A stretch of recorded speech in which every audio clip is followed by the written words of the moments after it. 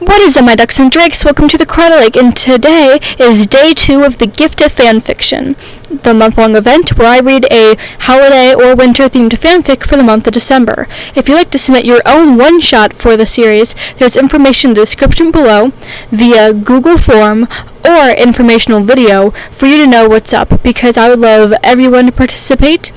Of course, I'm writing one-shots for this, but so can you, and I would love you to. Any fandom, as long as you follow the guidelines, you should be cool. Also, if you'd like to read along with what I'm reading for the Gift of Fanfiction that's written by me, the book of all my The Gift of Fanfiction 2021 one-shots are in the description below if you'd like to check out that. So now, get ready for Winter Gliff Training, an Owl House one-shot, Day 2. The air was crisp and cool in the boiling aisles. Amity could feel the tips of her pointy ears going numb in the breeze. She turned around, realizing Luz was falling behind due to the harsh winds. "Come on, up." Amity grabbed her girlfriend's hand, helping her off her knees and through the winds. They were going out to the mountains to train, find different ways to use the glyphs in harsher weather conditions. "Thank you, Amity. Wow, you have such a great knee strength. How are you holding up in this weather this well?" Amity chuckled at her partner's slight babbling in the wind. "Well, I like to think of this as part of my training. If I can't walk in the wind, how can I run against monsters or fight on waves?" Luz sighed, shivering. "I still need to work on that." They both giggled slightly, Amity gripping on more to Luz's back and shoulders. "And that's okay, but for now, I've got you. You never are unsafe with me." Luz took the opportunity to snuggle into her girlfriend as they walked up to the cave at the top of the mountain. They walked in, quietly, Luz lighting a light glyph so they could see around them. There was markings and pictures on the walls from what they assumed to be wild witches from before Belos took over. There was pictures of the 4 glyphs scrawled on the wall, as well as illustrations of what seemed to be old witch traditions. They depicted happy celebration. "How old do you suspect they are?" Luz asked. "At least 50 years. Since that's when the Emperor took over, I would suspect about 65, telling from the way the rockets formed around the shape." Luz lit a fire glyph to say a bit warmer. "Wow, is so cool! You're able to tell something like that? It's impressive. And that means that we were right. There are no more than 4 glyphs according to the cave. I wonder if these pictures can reveal how I can make and control an abomination without a bile sac." "Well, there is only one way to find out. Let's go deeper in the cave. I'll provide most of the light so you don't waste your glyph papers." And so the two headed off into the cave. They continued walking around about a mile when they heard a loud uproar of noise nearby. They sneakily sped towards it, ducking behind a nearby rock. There, they saw the Golden Guard and about 12 henchmen tearing apart the cave. "Hey, Golden Guard! We should probably head more west. This part is dangerous, and obviously Belos' prizes are not in this part of the cave." The Golden Guard, who had a new identical uniform, pondered for a moment.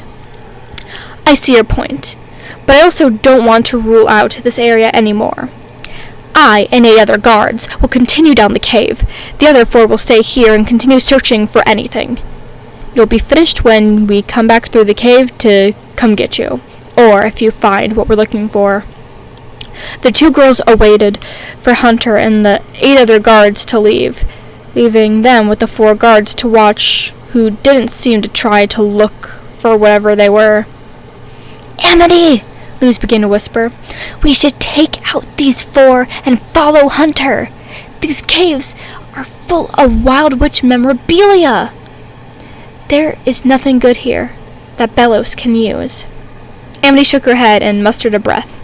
They both jumped out from behind the rock, knocking out the 4 guards with almost no effort.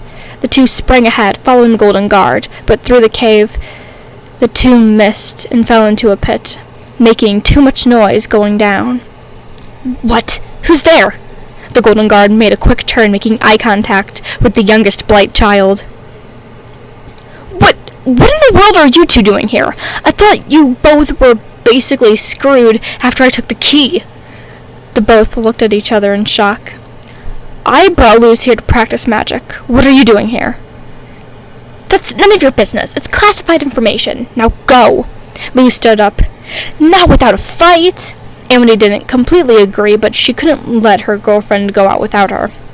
So she ran after the Golden Guard, who continued down the path. The guards, who stayed silent up until now, started running after the three of them. Golden Guard, be careful! It's dangerous up here! Hunter couldn't hear what they said, just focusing on running. Running so fast, in fact, he ran straight into a wall and got crushed by the rocks collapsing into him. He was knocked out, so the remaining guards went to help him, giving Luz and Amity a chance to escape. The two ladies made it out of the cave and stopped to catch their breath. The sun was setting, and the snow left a nice glaze on the land. They took the time to lay in the snow and enjoy the sunset. They didn't get much of a chance to practice, but they didn't care. They had each other and the comfort of the snow, and that's all they needed for the time.